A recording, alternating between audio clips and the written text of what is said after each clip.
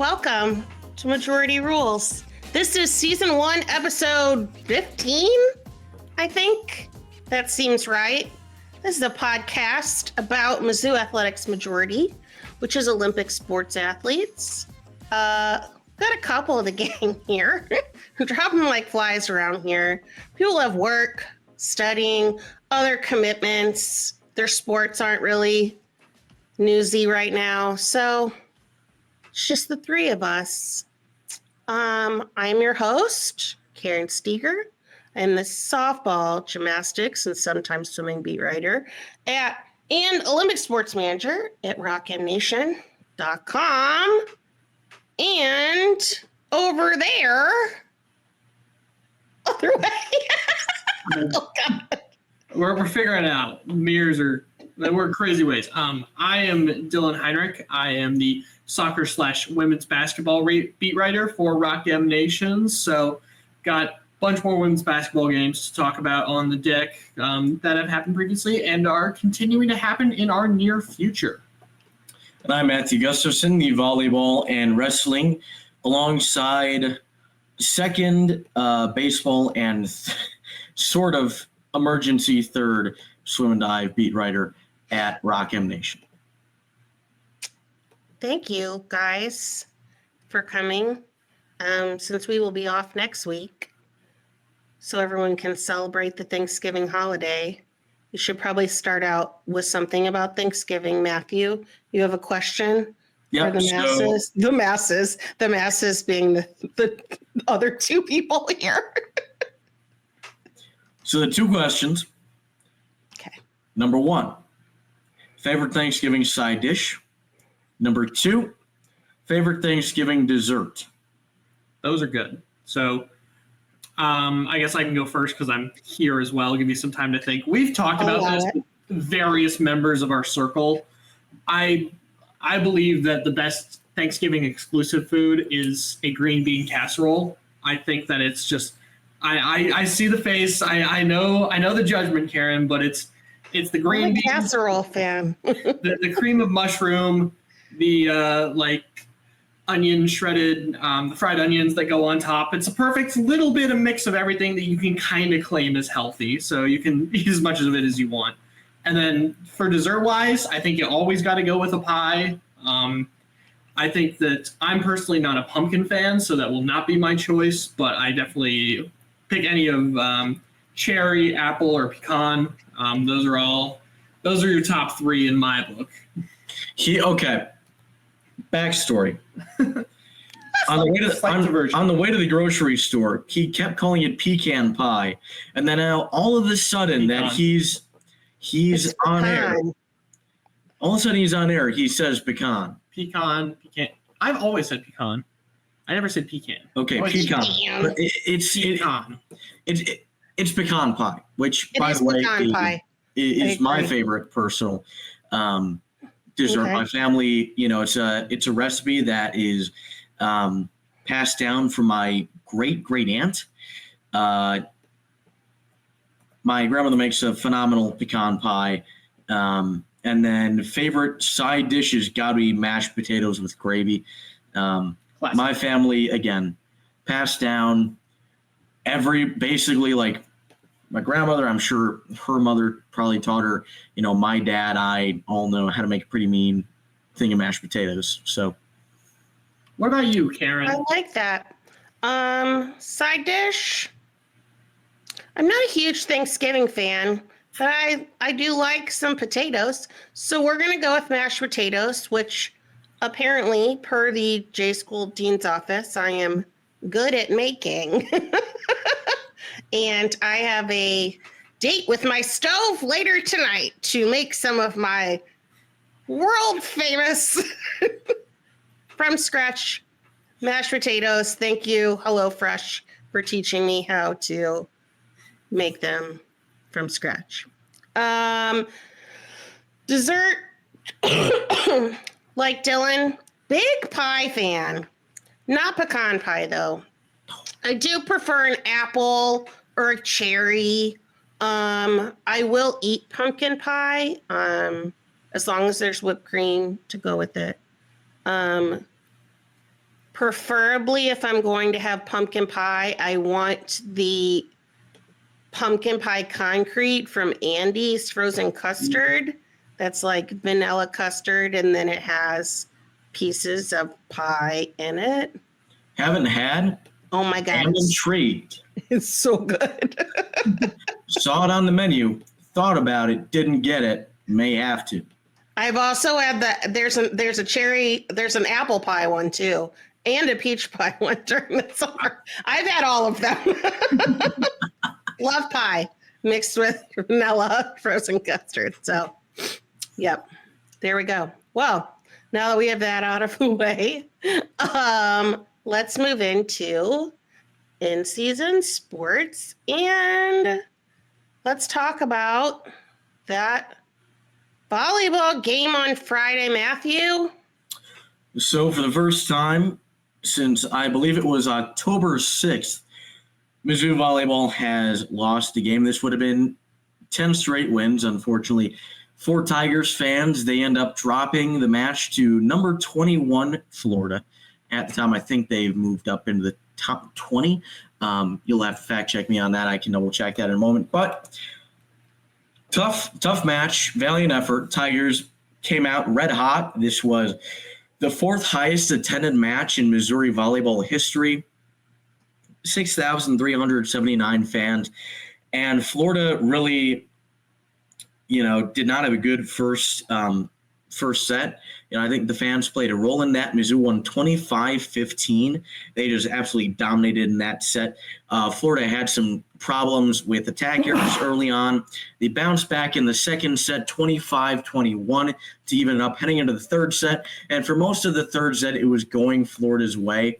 But Mizzou made a really impressive comeback. They were down 24-20, ran off 4 consecutive points to tie it up, and then Florida goes on a 3-1 run to stop the potential comeback. Mizzou responds well in that fourth set. They end up winning it 27-25, 25-22. Florida won the third set 27-25. Mizzou wins the fourth set 25-22. They're able to kind of hold off a late push by Florida, and then just really a disaster of a fifth set. Florida wins 15-6. They hit 600 in the fifth set. The highest they'd hit in any other set was 286. Mizzou ends up hitting negative 133 in the fifth set. So it really couldn't have gone any more poorly. I really think that third set was the key. At the time, I kind of felt like whoever won that one would end up winning the match, and that is how it ended up being. I think Mizzou probably just expended so much energy trying to make that comeback in the third set, and then expended so much energy, in that fourth set holding Florida off, that they really just didn't have much left in the tank when it came to that set 5, which is something we haven't seen that often. Usually Mizzou's been pretty good in fifth sets, but some encouraging signs from that match. Mizzou again with 11 blocks. They've now had double-digit blocks in each of the last 2 matches. Those are the only 2 matches this year where they have had more than 9 blocks, where they've reached that threshold of 10. You look at Colleen Finney had another really strong match. She's been just so important to this team this season. Somebody who, maybe flies under the radar a little bit for the more casual fan, but her impact on that team in terms of on the court and just leadership is absolutely tremendous. Looking at Mizzou after that match, 9-3 now in the SEC. They can still win it. And they would essentially have to go undefeated the rest of the way, right? They have 4 matches remaining against the 2 Mississippi schools this weekend. They're both on the road. Then you have Kentucky. That is going to be the big one to watch for, and Auburn to close out the season. So the baseline expectation for the next 2 weeks is going to be 3-1. But if you go 4-0, and this Who's is the one? Kentucky. Kentucky is a top 15 team right now. May very well end up hosting a regional, but that part of the importance of beating Kentucky, not only can you possibly win a share of the SEC title. But that at least puts you back in the conversation, right, to host a regional. I don't know if it makes up for that Florida loss, but it at least brings you close. Kentucky currently ranked 12th by the AVCA. But, looking at... Florida is 20th, by the way. Florida's 20th. Correct. Okay. But, you look at where things are, and there's kind of a crazy scenario out there where Mizzou wins out. Kentucky has 3 matches left. They win 2 of them, lose 1. They lose to Mizzou. Florida has 3 matches left. They win out. Texas has 3 matches left. They win out. In that scenario, all 4 teams would be 13-3 and earn a share of the SEC title. The SEC title not only has never been split by 4 teams, it's never been split by 3 teams. So this would be one of the craziest years that we've seen in SEC volleyball. The fact that, this is a very realistic scenario, right? You look at these teams are going to be favored. Florida, Texas is going to be favored to win out. Mizzou could beat Kentucky, very easily could win out. The same thing for Kentucky, except for that Mizzou match. So this is a very realistic thing that can happen. Mm-hmm. NCAA tournament picture, Mizzou is around a 6 seed right now, I would say. If they have a strong final 2 weeks, they can get into 5 seed territory. If they run the table, maybe even a 4 seed. They would probably be like 15th or 16th seed in that scenario. And that would be very, very murky. You don't know exactly what's going to happen there, but it's not completely off the table yet. I have a question. Professor. What's the best seed that Mizzou's ever been in the tournament? I'm not sure. I've stumped you? I don't know the answer. I think they've been in the top 10 in the country before, maybe even top 8. So I would say they've probably been a 2 seed or a 3 seed before would be my guess. Okay. So I don't think they're going to break any records in that fashion. But it has definitely been quite a while since Mizzou has hosted a region. Well, which is what would happen if they're top. It definitely didn't happen during Joshua Taylor's tenure. No, it did not. It definitely did not. Even the fact that we're talking about them possibly hosting a regional, possibly winning a share of the SEC title. Is it likely? No, Kentucky's going to be favored, but it is definitely a distinct possibility, right? And this team just continues to exceed expectations. But the fact that we're even talking about it is a realistic thing that can happen in year 2 of the Dawn Sullivan era tells you everything you need to know about the job Dawn Sullivan has done at Mizzou. And she is one of the best coaches that Mizzou has right now, if not the best.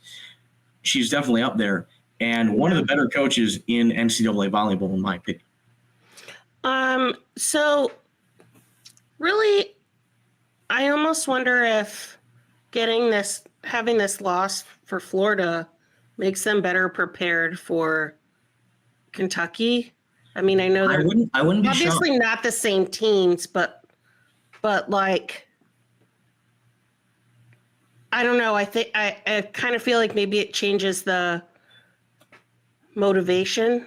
Not that they need motivation, but no, I can definitely understand where you're going. And realistically, if they wanted to win the SEC, Kentucky was probably a must-win anyways.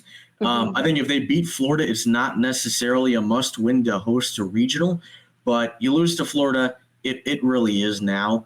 And I think the thing that gives them a shot is their defense. Their defense was nothing close to what it was. Their defense, when they faced Kentucky the last time, night and day from their defense right now. You look at it, last time I checked, it was before the Florida match, so I'm not sure if things have changed. Mizzou was 4th in hitting percentage allowed, in opposing hitting percentage. And the SEC, during conference matches, they've moved down to 5th now, but they're still top 5 in the conference for a team that's also towards the top in hitting percentage. So this has become a balanced team. this was a offensive heavy team at the beginning. It has become much more balanced now, which is going to be very key for them in their NCAA tournament run. Okay. What's their RPI now? Has that been updated 22 again? So 2 weeks ago they were 22, then they moved up to 17. Now they're back to 22. Okay. And I should quickly mention signing day. Mizzou signed 5, including Macalobaglio, 6'2", right side from Buenos Aires. She is actually a member of the Argentinian national team.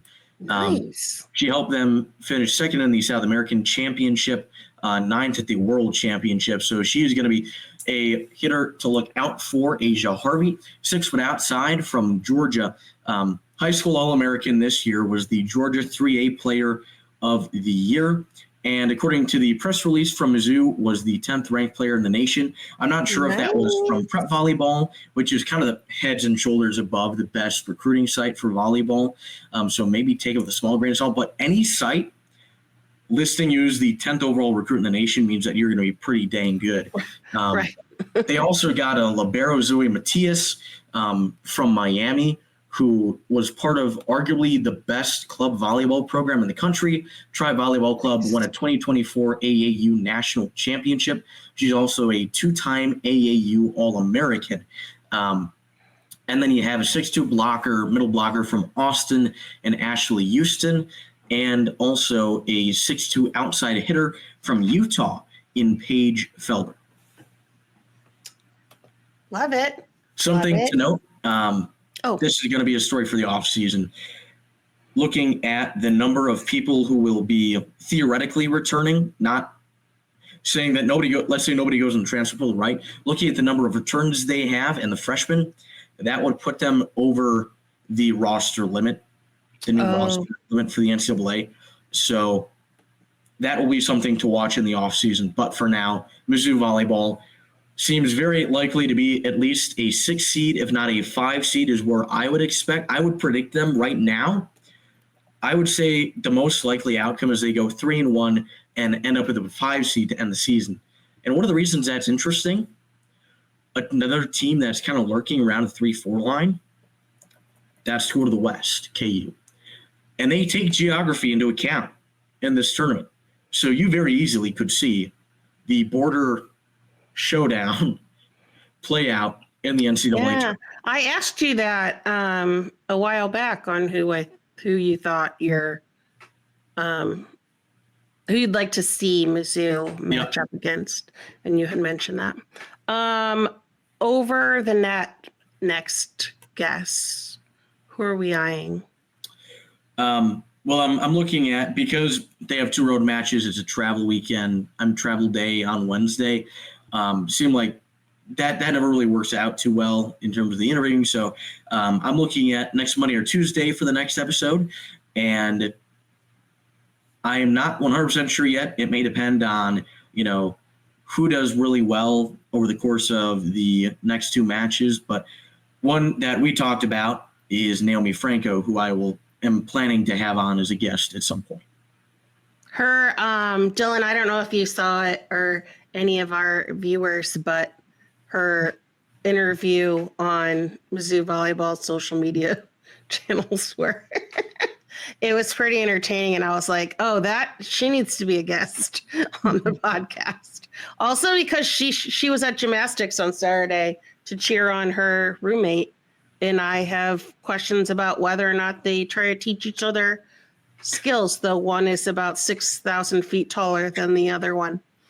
But yeah, she's a trip. I think that she would be a great guest.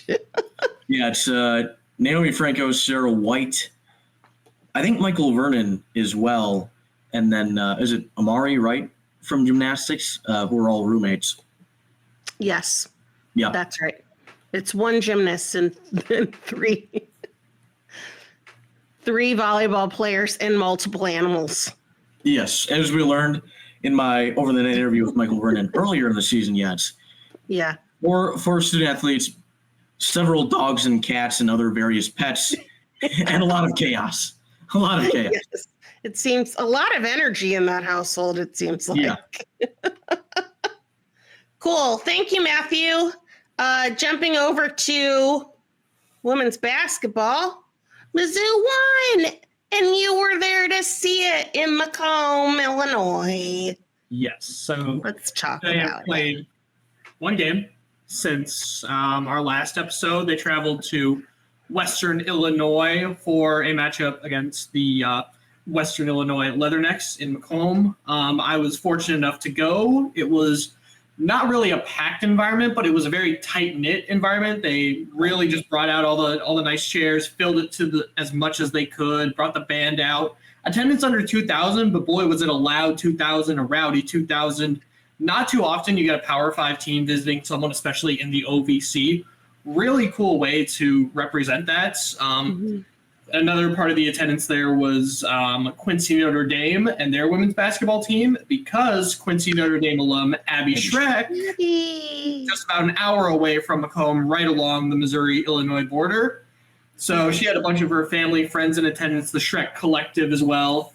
And boy, did she put on a show. This was the Abbey Schreacke show from basically the moment the second quarter started till the third quarter ended. Just ridiculous shot making. Not going to bury the lead. Mizzou won 75-55, but it mostly came off the back of Abbey Schreacke. 26 points, 8 threes. A couple of them were wide open, but oftentimes it was working off screens, hands in her face, wasn't doing a lot of dribbling, but was getting the ball in good positions and wasn't afraid to let it fly. I said she might be Mizzou's Klay Thompson, and she looked a lot like Klay Thompson in that performance. 8 for 12 from 3, shooting 66%. Just a flamethrower on offense, and having that sort of weapon off the bench was crucial for Mizzou.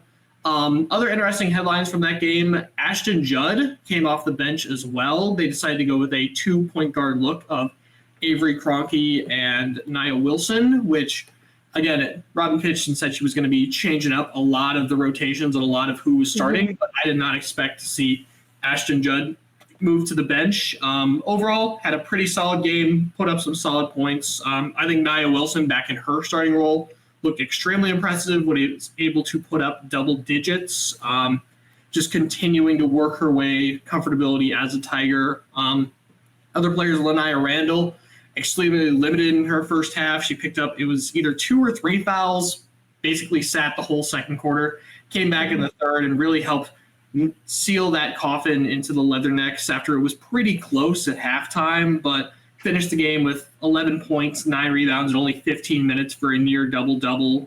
Nice.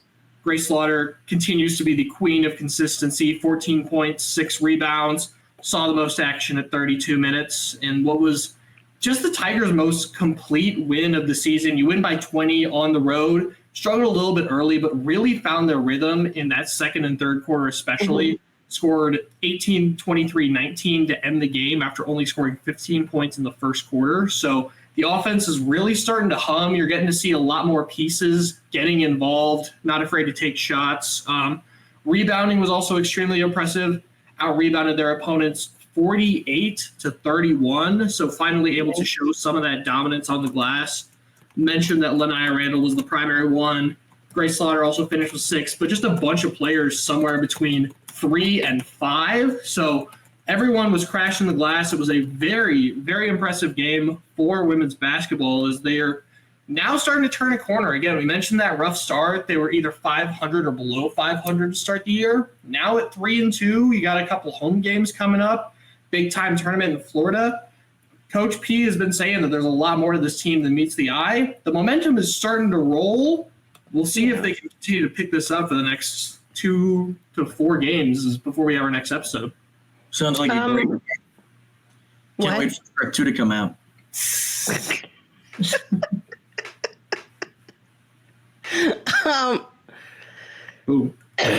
So tomorrow, Yes. SLU. Yes. Tigers Giving or whatever they're. I think it's called Fansgiving for this. Fansgiving. That makes more sense. I was like, that seems wrong after I There's some Wallows giving, actually. Yeah. So that's tomorrow. The giveaway's a mug. Maybe with some surprises in it. You will be there to cover it. Yes? Yes. This will be Thank you. me and Quentin Corpio, who will be back next episode. So he will have some thoughts on that game. Slacker! Just kidding. I'll throw up some things on Rock M Plus. This SLU team, now under year 3 under Rebecca Tillett. She's turned this program around. They made the NCAA tournament in year 1, beat Mizzou in year 2 in St. Louis. It was a pretty close matchup, but that SLU offense was just able to pull away late. So this is kind of a revenge game, especially for someone like Ashton Judd or Grace Slaughter, who that game is definitely fresh in their mind heading into tomorrow. This SLU team doesn't appear up to snuff as these last couple years. They're kind of struggling, had a tough double-digit loss to Southern Indiana, who just moved up to D1. So I think this is, look at Mizzou, and again, this team years past hasn't been ideal, prone to losing these type of matchups, but this SLU team doesn't appear to be the same animal or the same beast that it was last year. Now with the fact that you bundle it, it is in Columbia. Tigers, you feel pretty good about them coming out on top, preferably by double digits. I like the sound of that. And then they're going to Destin, which you had already said. We got one more game before then, actually. I believe. There's another game before they go to Destin? It's Friday another morning. Game between SLU before they go to Destin? It's on Friday morning against Little Oh, my Rock. God. I totally forgot about it. You're right, because I won't be there because I'll be working. I'm pretty sure it's the Columbia Public Schools game because It it's is. happening at 11:30. Hopefully we can get some nice media brunch there is my hope. This Little Rock team as well, they're kind of a Jekyll and Hyde situation. They held really close against Arkansas, who's another SEC team that struggled early before eventually losing in overtime. Then went on the road to play teams like Auburn and Kansas State and lost by 30 plus. So seeing this Little Rock team, if not only can Mizzou win, but if they can truly kind of bury the hatchet and kind of dominate this game onwards from the second half, will show you if this team is really improving or if it is just all talk and a couple nice games here and there. Yeah. And then they go to Destin. Then they go to Destin, open it up against the Syracuse team that made it to the second round of the NCAA tournament last year. Again, struggling, missed some pieces, lost to a surprisingly very good St. Joe's team, but still probably not up to standard. And then depending on that, you'll play either Creighton or Wichita State. Mm-hmm. Creighton just dropped out of the top 25. Wichita State is not very good. They don't contend in the Americans. So coming out of that, I think there's a chance the Tigers go 2-0, but there is no world I really see them finishing 0-2. I think 1-1 is probably your most likely outcome there. Anything after that is probably found change. Okay. What sorts of things are we looking for them to focus on in their next couple? I think it's really just like figure out your guards, like because it's kind of a mess when it comes to your starters and the first ones off the bench. Grace Slaughter, Lanaya Randall, Angie Gala-Kalendi, those are stuck. Those are your 3 starters you know you're getting. Then it's been a combination of Avery Kroenke, Ashton Judd, and Nia Wilson, who have all kind of rotated around each other for 2 spots. And that's not even mentioning Abbey Schreacke, who I don't know how much longer you can keep her away from that starting spot just with the offensive firepower that she brings and the defensive presence that she will pull. Having Grace Slaughter and Abbey Schreacke at the court on the same time and their ability to shoot the ball from deep totally stretches a defense out. And the more that we can see those two in the lineup together, the more successful this Mizzou team is going to be. So I really think it's about figuring out your starting 5 as we inch closer and closer to SEC play. My pitch for these next couple games, try throwing out Avery at your point guard. She's been really good recently. A lot of assists, very few turnovers, which is something that Robin is really going to Did promote. she started the Western Illinois game, didn't she? She started Western Illinois, and then she started the game before that, which would have been, it was after Norfolk State, but after Southern as well. Was that Tulane? That would have been, yes, thank you. That would have been Tulane as well. I'd like to forget that game, but it did occur. Kroenke had a very good game. I believe it was 6 assists, 2 turnovers. So while she's not really a scoring threat, she's going to be an elite level passer, an elite level on-ball defender to go along with Lanaya Randall. So I think what you can expect from a starting five like that is you're going to have your main scorers of Abbey Schreacke and Grace Slaughter, who, again, are going to primarily work on the outside but can work their way in. Your defenders like Lanaya Randall and Avery Kroenke, and then Angie Galakalani, who's going to guard that paint on both sides. That would be my pitch. You never quite know with Coach P and her tendency to kind of switch up these lineups, but I'm going to be very intrigued who hits the court first and what, if those starting five are what it is, what they can do in that matchup. One more question. I didn't see the game. I meant to watch it over the weekend and forgot. I don't know. Forgot. Did Tree or Delilah play? Delilah got in during garbage time pretty much. It was her and Lucy that came off the bench in those last 2 minutes when they're up by 20. After that, Tiana Heron did not see the court at all. Went through warm-ups, everything looked okay, appeared to have just been a coach's decision. So it seems very clear that whatever preseason expectations we had of Delilah Brown are very different than what coach is seeing and what they're trying to implement. So she was good during that exhibition game. Those are my thoughts as well. There's a very crowded, just very good guard room here, and it just doesn't look like there's going to be room for much of Delilah right now. But it's good to know that you have a player like that who's just a plug and play. Suppose, God forbid, anyone does get hurt. It's a long, grueling season. Sometimes players need rest. Sometimes tweaks happen. So just knowing that you have someone like Delilah, at the very least, available and ready, even if she's not seeing consistent minutes, is at least inspiring if you're Coach Pete. Okay. Thank you. I'm going to pivot to swimming real quick. It'll take like 2 seconds. Swimming is in Georgia, Athens. Right now, actually. They left on Monday. They put out a nice little social media video using the great song, The Devil Went Down to Georgia. So they are in Georgia for an invitational with a bunch of SEC schools. We talked about this a little bit last week. The meet is Wednesday through Friday. You can watch it on SEC Plus.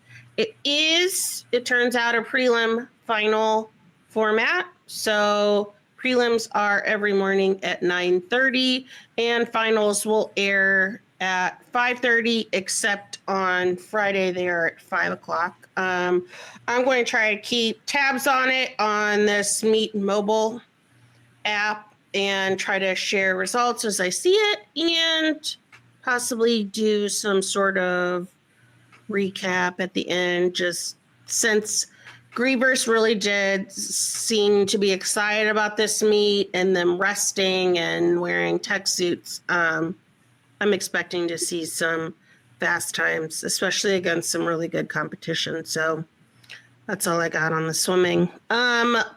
Told you it'd be fast. Wrestling, Matthew, Virginia Tech lost. So wrestling going up against another top 10 opponent in Virginia Tech in Blacksburg. They end up losing that one 23-10. Once again, Noah Certain, Rocky Elam both out to begin this season. I think it was the press conference. They said that expecting them to be back in a couple of weeks. Didn't really give an exact timeline for that. But right now they're starting 2 true freshmen, Gage Walker and Aiden Sinclair, in the place of Certain and Elam. Walker, pretty good outcome. Lost a 6-5 decision, but he did so to a top 15 wrestler in Eddie Ventresca. Really tough for a true freshman, and he acquitted himself pretty well. Cade Moore drops a 3-0 decision to number 10, Connor McGonigal. Moore just hasn't looked like the guy that we saw last year in the regular season. They said that he's been dealing with an injury to begin the year. Not sure how much of a factor that's been, but he just really hasn't had any offense. He hasn't been effective on the attack. Josh Edmond, some concerns there as well. Drops a 4-2 decision to Sam Latona. He's looked a little bit closer to the wrestler we saw towards the beginning of last year than at the end when he had his breakthrough, where, you'd like to see him be a a little bit more aggressive, more explosive. He has that ability. We saw it at the end of last year. He just hasn't really tapped into that much this season. He's had a lot of low-scoring matches. Similar issue with Logan Joffrey. He loses 9-0 Caleb Henson, the defending national champion, so nothing too crazy there. But, Joffrey's had a lot of really low-scoring matches. This front half of the lineup, including Jay Conway, who lost 11-3 to Rafael Hippolito, is just really underwhelmed at the beginning of this year. None of them have really stood out. We've seen the potential from Edmond before. We've seen it from Conway before. We've seen it from Moore before. But none of them have really looked like they've been wrestling their best or wrestling to the ability that we've seen them do, that we've seen them have before. It starts to get better in the back end, though. By that point, Missouri's already down 17-0. Yeah. But Cam Steed wins an 8-1 decision over Mac Church. Really good. He's been one of the most promising wrestlers on this team. Gets a couple of takedowns there in that match. Keegan O'Toole's Keegan O'Toole. But got a 13-5 major decision over Lennox Wolak, the fourth-ranked wrestler at 174. So this was really his first major test, right, at this weight class, at least in terms of in the NCAA season, and he passes with flying colors. I mean, this should have been a tech fall. O'Toole Wolak had some really good defense and scrambles where O'Toole just continued to shoot and shoot and shoot, and he would get on the leg, he'd get it on the ankle, and he would bring Wolak to the mat multiple times, but he couldn't get that takedown. He finally started to score, and the floodgates kind of open, and you could tell he was relentless to the point that Wolak at the end of that match was just lying down on the mat, gasping for air. He was just absolutely exhausted. O'Toole just completely broke him down.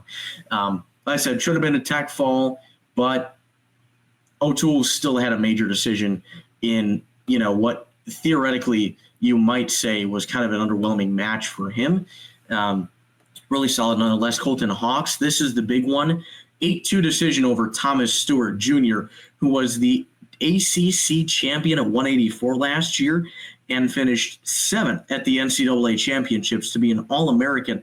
So Hawks takes down the All-American. He was had a loss in the blood round last year at the NCAA championships, meaning he fell just short of becoming an All-American. That will be the goal for him this season. Had some really good defensive scrambling, really strong defense in the first period. Stewart nearly got a takedown. Hawks somehow won the scramble. He ended up getting the takedown, almost had some near-fall points as well. 4-1 entering the third period. Stewart quickly escapes. He's within 2 points. A takedown would give him the lead.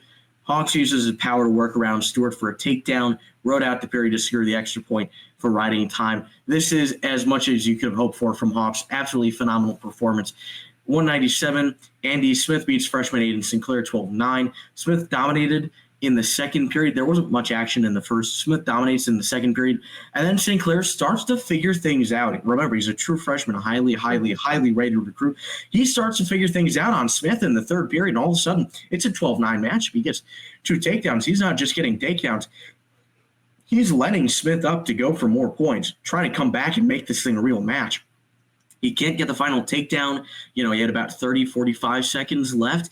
Smith ends up playing defense, just narrowly avoids the upset 12-9, but really encouraging sign from Sinclair. I said he is such a promising wrestler, such a talented wrestler. He's going to be a lot of fun to watch at 197. And then Seth Nitzel drops a 4-2 decision at 285 pounds at heavyweight. Looked really good riding, rode out the second period. He chose to go top in the third period. You don't see that too often. That's a little bit more common to heavyweight. Reminds me of Zach Elam a little bit in terms of his ability to ride, but wasn't able to get any back points, which is what he needed for that match, and wasn't really able to get anything going when they were wrestling from neutral and wrestling, standing up. So overall, we didn't see this full team. We haven't really seen what this team can look like when it's fully healthy yet. There have been some signs for concern. The offense really isn't clicking for some wrestlers throughout the first couple of weeks. But, once you get these guys back to full health, that's going to just take some stress off of those guys in the first half of the lineup, especially having Noah Certain back as the opener.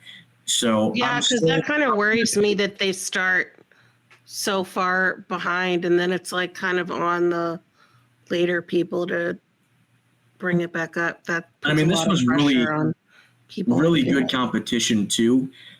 Most of these Virginia Tech guys were top 20, top 15, top 10 in the country. But even so, it's really the offense and the lack of takedowns is, I think, the main issue for this team right now. I said, we haven't seen them at full strength. We haven't seen, this team reach its potential yet. It's early in the season. In the wrestling world, honestly, there are really only two meets that matter, the Big 12s and the NCAA championships, but the rest of it matters because it helps you with your rankings, right? And it helps with seeding for those tournaments. So a long way to go. No really big signs for panic yet, but some things that Mizzou definitely needs to work on. And if they continue to go unfixed, may begin to be more causes for concern. So Thursday they head to Champaign to take on Illinois. Correct. Yep. Correct. How is Illinois? I believe that Illinois overall is a top 20. They're 16th in Intermat's tournament rankings. They have a couple of solid wrestlers. For example, have at 184, this is going to be an interesting one to watch, Edmund Ruth. He was at 174 last year, was a top 10 seed at the NCAA tournament. I believe made All-American, if I remember correctly. But that's going to be another big matchup with Colton Hawks, who's now moved up to 11th. So that's going to be probably the biggest one to watch. There aren't any other Illinois wrestlers that I just can immediately, rattle off in my head as being at the top of their weight class. Okay, looking through, Lucas Bird at 133 is ranked second. He's 6-0. He's a senior right now. That will be one to watch, although likely going to favor Illinois there, 141. This is going to be a good one. Danny Pacino for Illinois. He's a junior. We're going to see Josh Edmond, okay. Just how much is he struggling right now? Is he just had some really incredibly tough competition to open the year? Can he get his first ranked victory, I believe, of the season? And that will be one to watch as well. I like this one to watch when we're not even sure we'll be able to watch it. Well, that's true. Let's see, is there any more news about? Nope, nothing on the Mizzou site about. So yeah, I don't even know if. Well, they don't.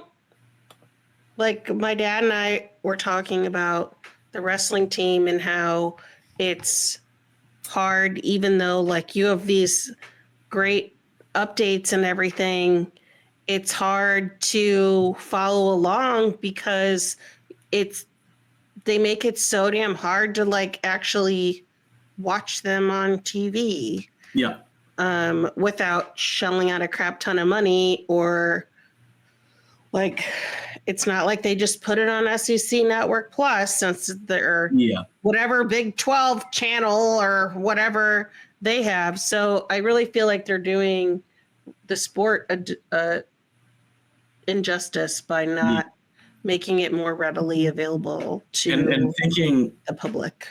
Thinking about it now, because it is hosted by Illinois, it's possible that maybe it's on Big 10 Plus or something. Yeah, which I don't think I have access to. So I'm not sure if I'll be able to watch it, how much of an update I'll be able to provide. I can comment on the results if nothing else as they come in. Yeah. But that's just one of the unfortunate things. Every once in a while, you just get a match where you don't really have access to it.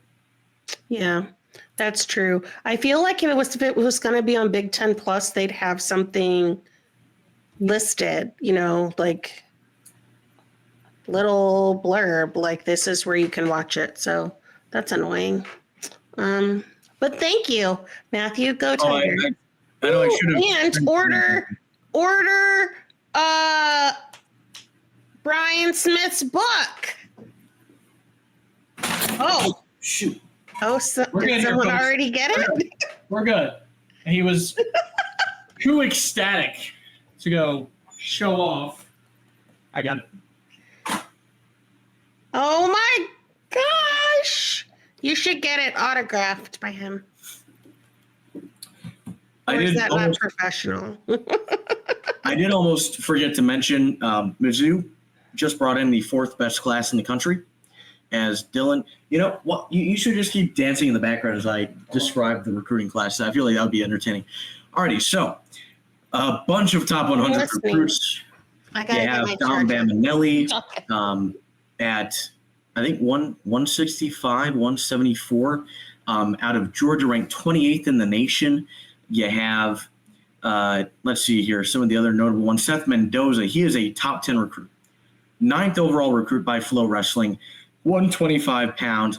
He is going to be a name to watch for a long time for Mizzou. Rockstar recruit. Colin Rath out of Pennsylvania. For those who follow wrestling, you know Pennsylvania takes their wrestling very seriously, the entire state. 23rd ranked recruit in this class. Placed at Super 32s, which is really, really big. Samson Stillwell, the heavyweight, 34th ranked recruit. He is the long-term future at heavyweight. You have Seth Nitzel, who's going to be here this year or next year. After that, it will most likely be Samson Stillwell's turn. He represented Team USA at the U17 World Championships. And then you have Peyton Westfall out of Liberty, Missouri, arguably the best high school program in the state, and he was ranked 68th in the nation. What is Dylan doing? Hey, I had to put on a show. What can I say? Okay. Anyway, thank you, Matthew. Just a couple more things, you guys. We are out of season sports now, and it's Karen's time to talk. Let's hope I keep the coughing at bay. So, me and Cal Tobias Photo and Matthew all were at, as well as a good amount of other people were at the gymnastics intrasquad meet on Saturday. And Mizzou Volleyball's Naomi Franco and Sarah White. Yes, came to support their roomie. The other roomies. It was great. It was great. That's my thoughts on that. We got to see the long-awaited return of Helen Hu. And Matthew, who has never seen a Helen Hu beam routine in person, got to see it. It was majestic as hell. It was beautiful. She got 995. There were judges there. They brought in judges, usually from St. Louis or Kansas City.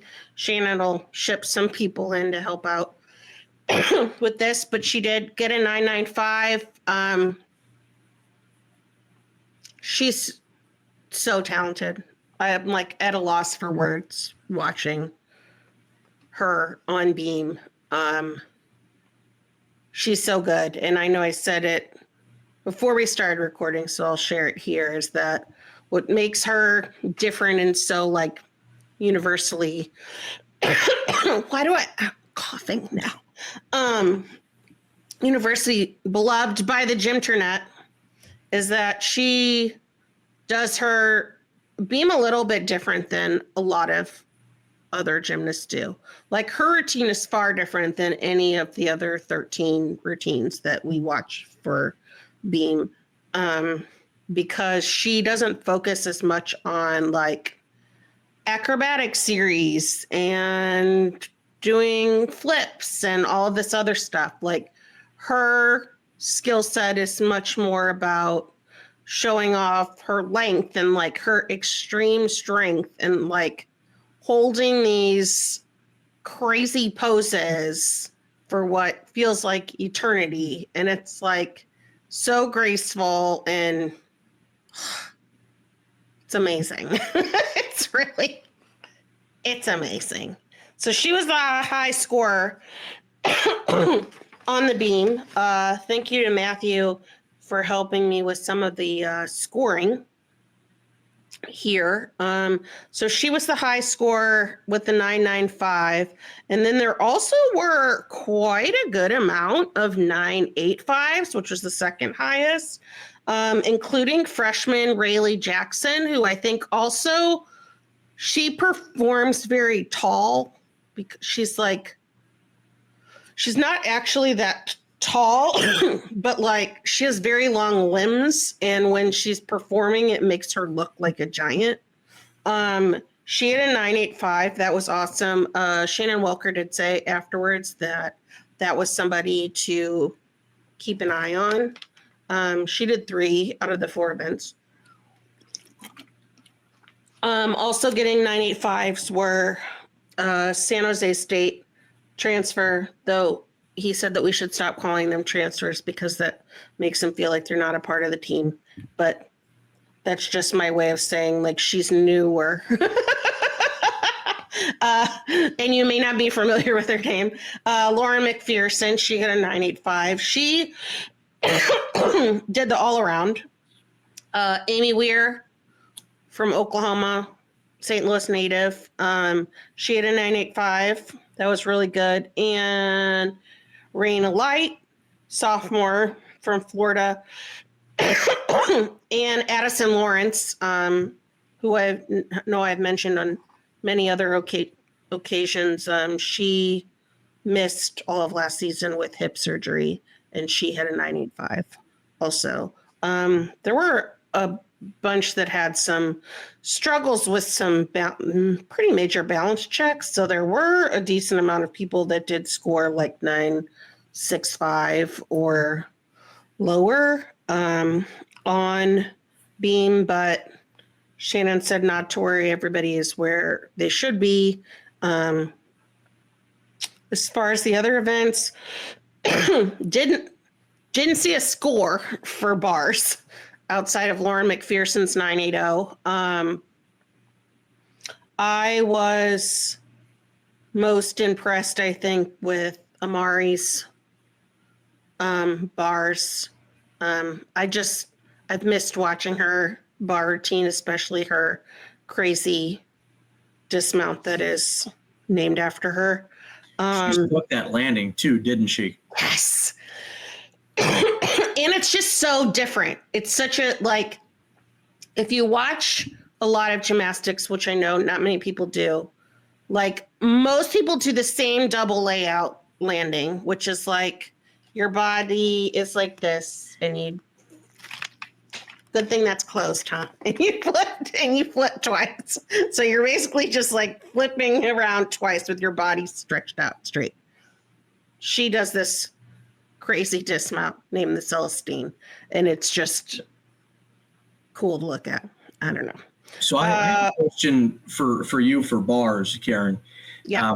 Something I noticed was, obviously one of the main things to look for with bars is, being within that like 10-degree range, right? When you're at the top, so like your hands are on the bars, your feet are up in the air, you want to be 90. It seemed like they were kind of at being like 75 or 70 or going over a lot of the time. Is that something to be concerned about, or something that you'll just kind of usually see when there's kind of a lower stress environment, or when it's earlier in the year?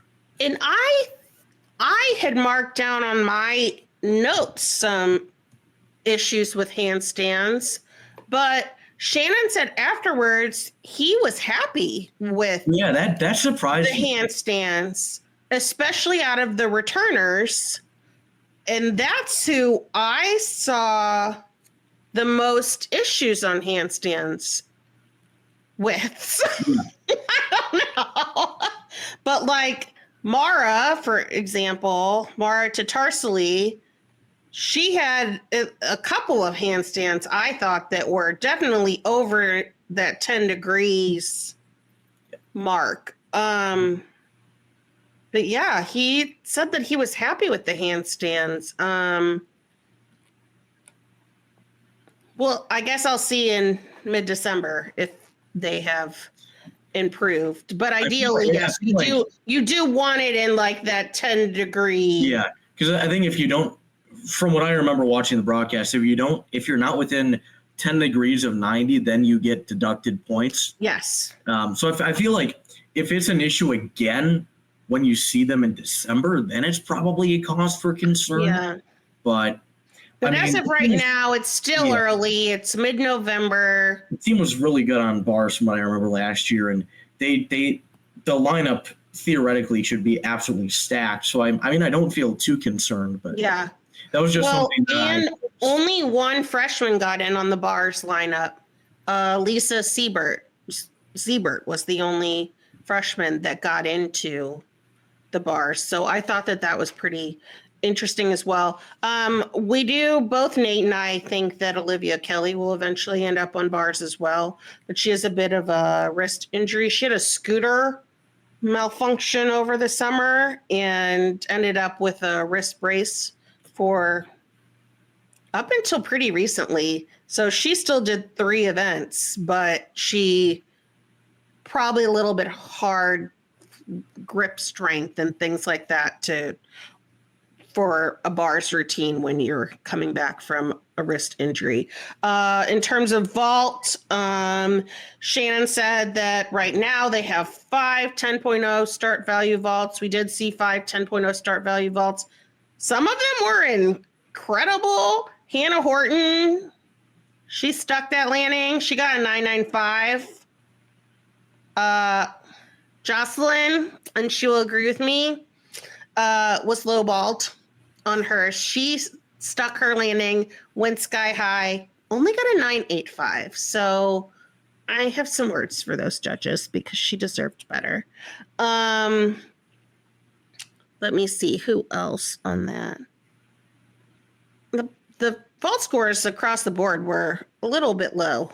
I felt like a lot of 9.8s, but there are 5 people that have 10.0 start value vaults. That is awesome. He said he thinks that they will have at least 2 more.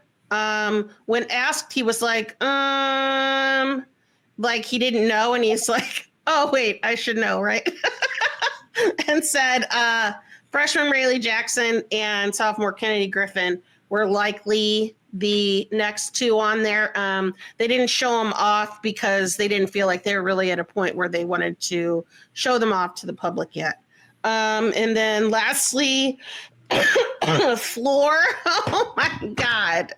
This team's floor routines are so freaking amazing. Just unreal.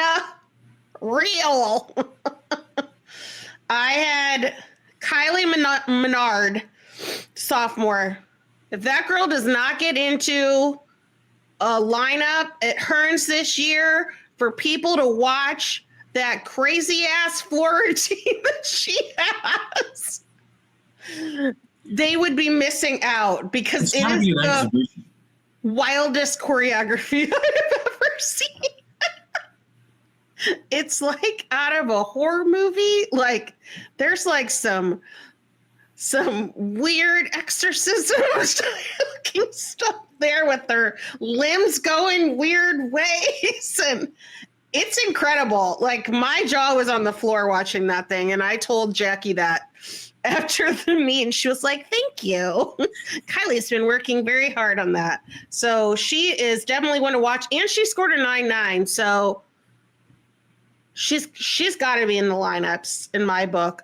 Kenny Griffin, new viral floor routine, Beyonce themed, not the same as last year. Amazing. She scored 995. Jocelyn rounded out the whole competition with a 995. Also new choreography. Actually, they all have new choreography. And then, of course, we have Hannah Horton with her Michael Jackson themed music, 9.9. Yeah, just. Oh, and another one I really liked, though the only one I didn't catch the score on was Rayleigh Jackson, who did a Black Swan theme for hers. But the choreo is looking great.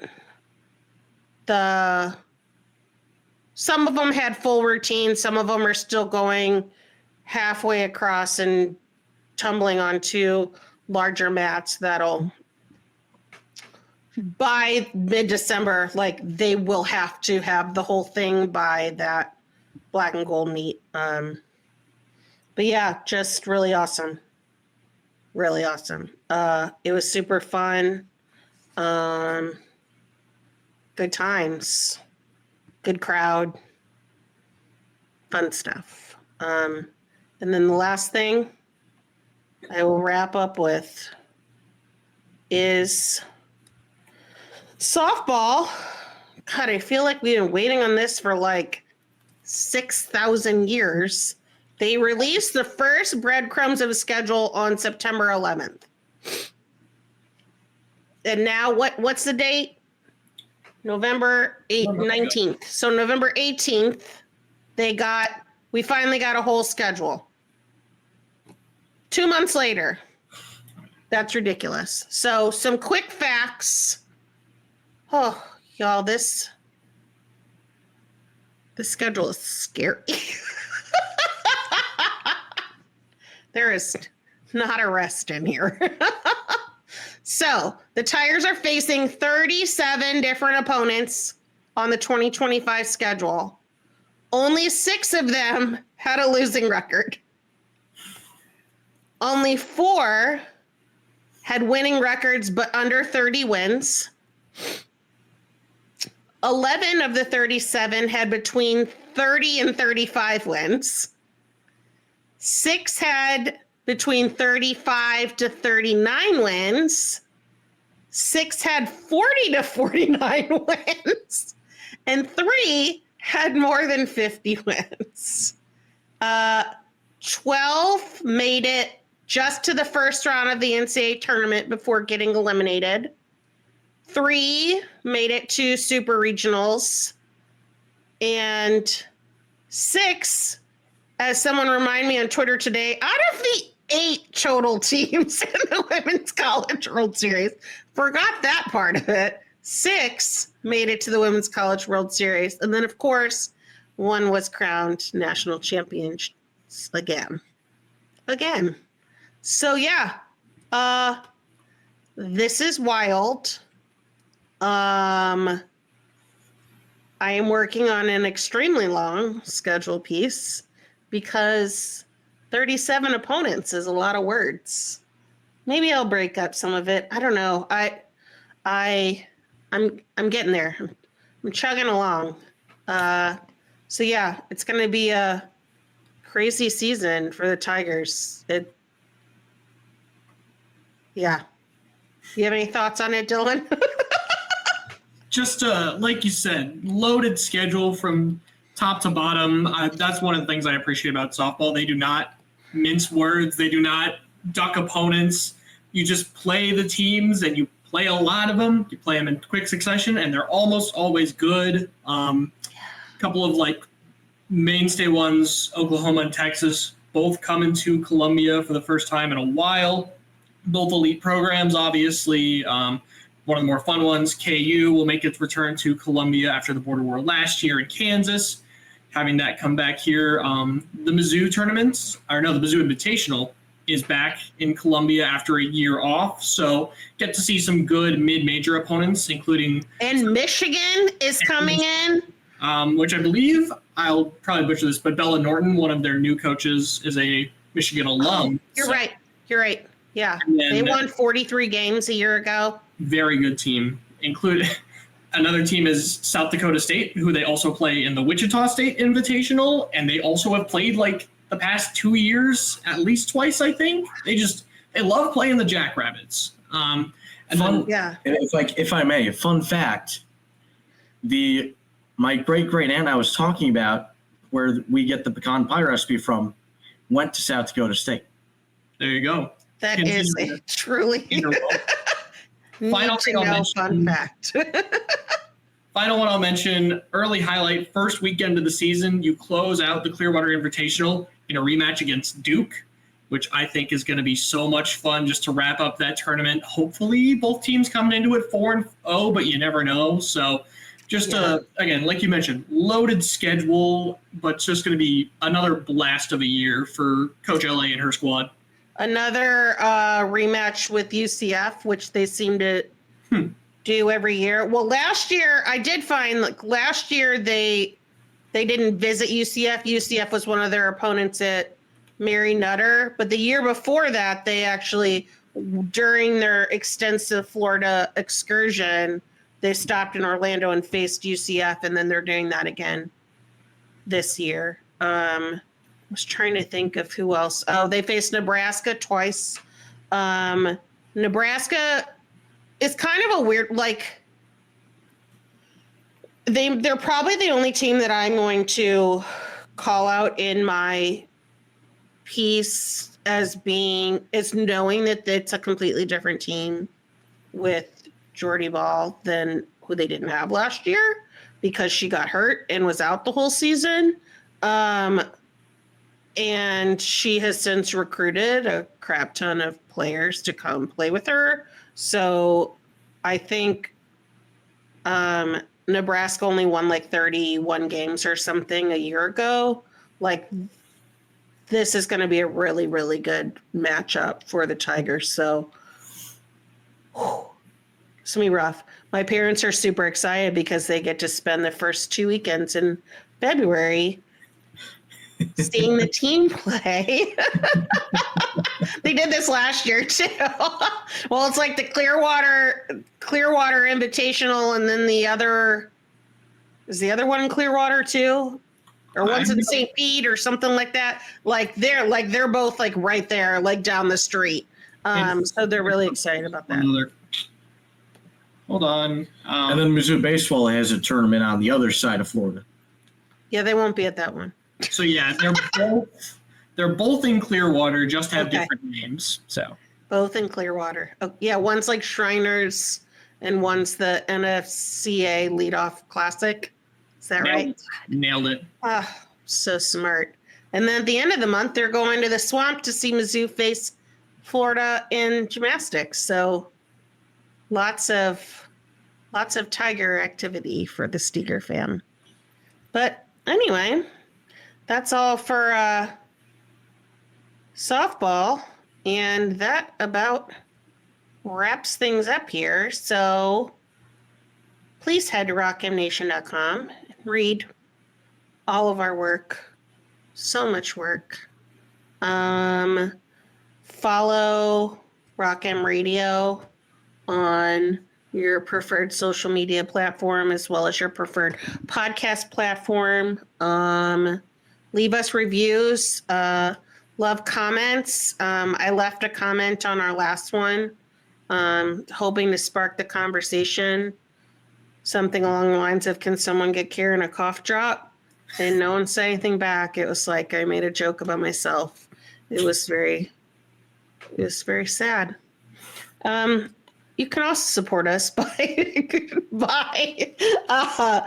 going and getting a subscription to our service, rockm.plus.